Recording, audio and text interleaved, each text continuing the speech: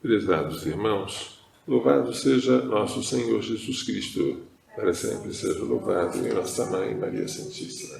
Hoje, segundo domingo da Páscoa, solenidade da Divina Misericórdia, a primeira leitura fala da comunhão dos cristãos. Eles possuíam tudo em comum, estavam sempre frequentando diariamente o templo, partindo o pão pelas casas, tomando refeição com alegria e simplicidade de coração.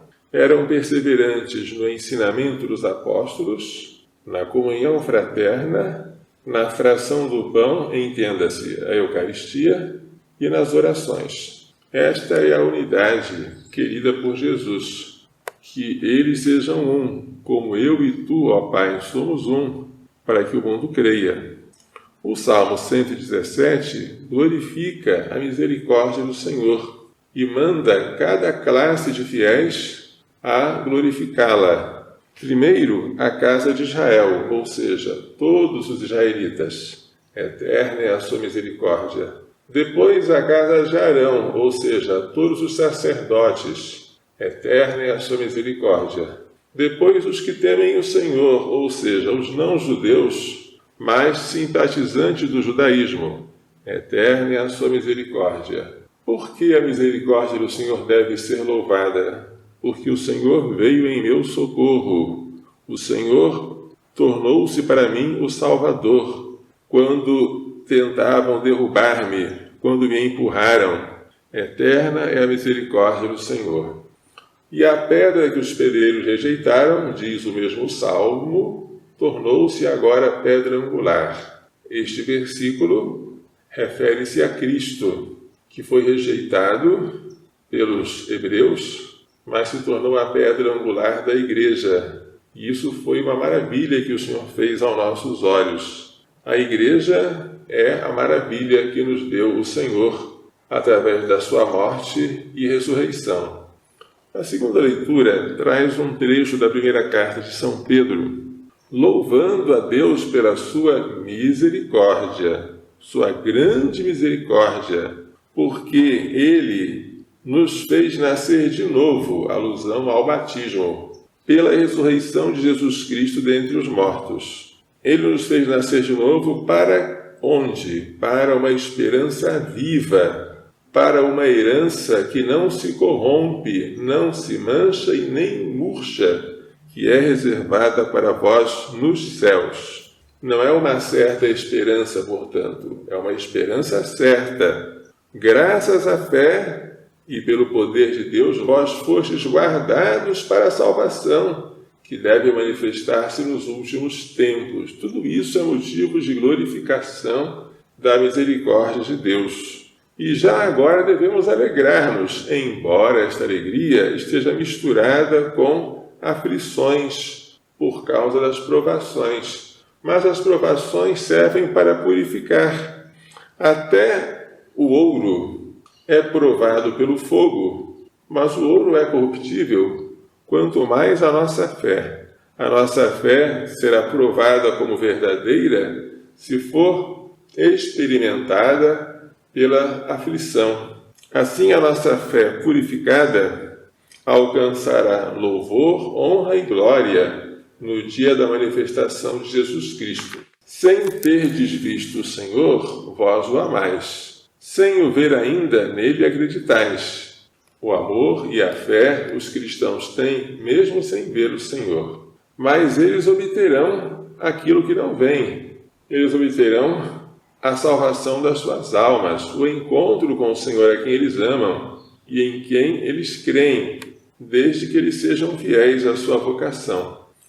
O Evangelho traz hoje a aparição de Jesus no entardecer do primeiro dia da semana e 8 dias depois, desta vez com a presença de Tomé, que estava ausente na primeira aparição. O que foi que Jesus ofereceu aos discípulos na tarde da Páscoa? A paz. A paz esteja convosco. E depois mostrou-lhes as mãos e mostrou-lhes o lado, para que eles se certificassem de que era de fato Jesus, com os seus sinais de morte, de ferimento, mas embora esteja vivo, como quem diz, sou eu mesmo. Eles se alegraram ao verem o Senhor. De novo Jesus disse, a paz esteja convosco. Esta é a paz que o mundo não pode dar nem tirar. É a paz que Jesus chama de minha. Eu vos deixo a paz, eu vos dou a minha paz. Porém, só pode ter a paz quem teve os seus pecados perdoados. Porque o pecado, que é inimizade com Deus, rouba no homem a paz. Por isso Jesus diz, como o Pai me enviou, eu também vos envio. Eu sou enviado pelo Pai, vós sois meus enviados. Eu sou o missionário do Pai, vós sereis meus missionários. A missão que eu recebi do Pai, a missão de ensinar, de governar e santificar, eu agora transmito a vós, a Igreja, para que a Igreja possa também ensinar, governar e santificar. Mas para que a Igreja possa fazer isso, ela deve receber o Espírito Santo. E Jesus soprou sobre eles e disse, recebei o Espírito Santo. Aqueles a quem perdoardes os pecados serão perdoados, e aqueles a quem não perdoardes não serão perdoados. Esta foi uma dádiva de Jesus na sua ressurreição, o perdão dos pecados e a paz. É o que o padre diz quando vai absolver. A fórmula que ele pronuncia antes das palavras da absolvição é assim, Deus Pai de misericórdia. Atenção que o Pai é Pai de misericórdia, que pela morte e ressurreição de seu Filho reconciliou o mundo consigo, e enviou o Espírito Santo para a remissão dos pecados. Note-se que há 3 pessoas divinas, Pai, Filho e Espírito Santo. Te conceda, pelo ministério da Igreja, o perdão e a paz. A Igreja, portanto, oferece, em nome de Deus, o perdão dos pecados e, com ele, a paz. Depois o padre prossegue com a fórmula sacramental. Eu te absolvo de teus pecados, em nome do Pai, do Filho e do Espírito Santo. Perdão e paz são presentes de Páscoa. Mas Tomé, que era chamado Dídimo ou Gêmeo, não estava no lugar quando os 10 discípulos, Judas já havia se enforcado, viram o Senhor. Os discípulos deram testemunho, mas Tomé não quis acreditar. Acreditaria sim, só se além de ver, colocasse o dedo nas chagas. Tomé parece ter pensado que os 12 tiveram uma alucinação, que Jesus foi uma imagem de um fantasma. Então Tomé quereria apalpar, para ter certeza de que se tratava de um corpo e não de uma imagem qualquer. 8 dias depois, estavam os apóstolos e desta vez Tomé junto. 8 dias depois é o dia de hoje, o segundo domingo da Páscoa. Novamente Jesus deseja a paz esteja convosco. Depois ele chama Tomé para que venha com seu dedo penetrar o lugar das chagas. Não sejas incrédulo, mas fiel. Tomé se ajoelhou diante de Jesus e disse, meu Senhor e meu Deus. Esta é uma fórmula clara da Bíblia em que Jesus é chamado de Deus. Não são muitas as vezes em que essa fórmula aparece. Esta é uma delas. Meu Senhor e meu Deus. Tu viste porque acreditaste. Tomé viu Jesus homem e acreditou em Jesus Deus. Porém, bem-aventurados os que creem sem terem visto. Se ele tivesse acreditado que Jesus é Deus, sem sequer ter visto Jesus como homem, se tivesse acreditado na palavra dos seus irmãos, teria sido mais feliz. Nós somos mais felizes que São Tomé, porque na Eucaristia nós não vemos nem sequer Jesus como homem, ele parece pão, mas nós acreditamos que lá está Jesus como homem e como Deus. Mais felizes os que creram sem terem visto. Termina a leitura dizendo que Jesus realizou muitos outros sinais portanto o Evangelho não é completo.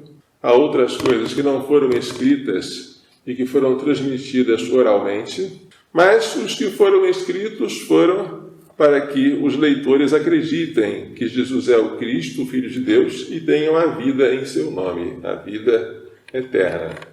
Hoje, a Igreja oferece indulgência plenária, ou seja, a remissão das penas temporais, todas elas, devidas aos pecados já perdoados quanto à culpa, ao fiel que, em qualquer igreja ou oratório, estamos em um oratório, com o espírito desapegado completamente da afeição a qualquer pecado, também venial, portanto não se recebe indulgência plenária se alguém tem o apego a algum pecado mesmo venial. Participe das práticas de piedade em honra à divina misericórdia.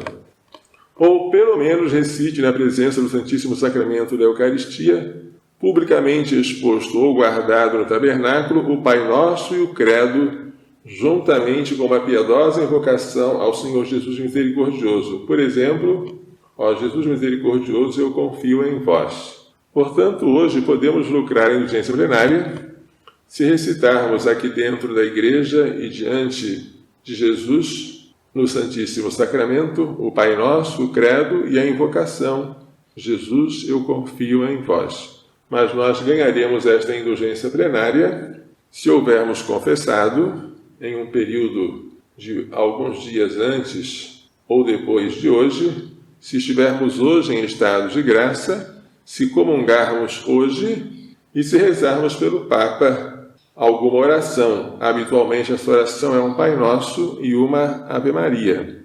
Esta festa da Divina Misericórdia foi pedida muitas vezes por Nosso Senhor à irmã Faustina, a Santa Faustina Kowalska, que foi canonizada pelo Papa São João Paulo II. Não só ele canonizou a irmã Faustina, mas também instituiu a festa litúrgica da Divina Misericórdia e concedeu o que Jesus havia querido que se concedesse naquele dia, que era a indulgência plenária, o perdão dos pecados, não só das culpas, mas também dos castigos. Hoje é um dia especial. Hoje o céu está aberto para derramar sobre nós torrentes de graças. Não devemos desperdiçar, devemos pedir. E devemos pedir coisas grandes, muito grandes. Podemos depois, por acréscimo, pedir as pequenas. Mas em vez de pedir o que o mundo pede, vida longa, saúde, dinheiro, vamos pedir coisas bem maiores. Vamos pedir a vida eterna, a salvação, as riquezas do céu. Vamos pedir uma coisa dificílima, a conversão de um pecador ou de vários pecadores endurecidos. Vamos pedir a vitória sobre um vício dominante. Vamos pedir a aquisição de uma virtude. Vamos pedir alguma coisa que sirva, sem dúvida alguma, para a glória de Deus e para o bem das almas. E Deus não pode deixar de nos dar, porque hoje é o dia da misericórdia. Deus é sempre misericordioso, mas Ele quis escolher um dia para manifestar de modo mais prodigioso ainda como é grande a sua misericórdia para nós. Que Maria Santíssima, Mãe de Misericórdia, e seu castíssimo esposo São José nos façam entender e pôr em prática as lições desta liturgia. Louvado seja nosso Senhor Jesus Cristo. Para sempre seja louvado em nossa Mãe Maria Santíssima.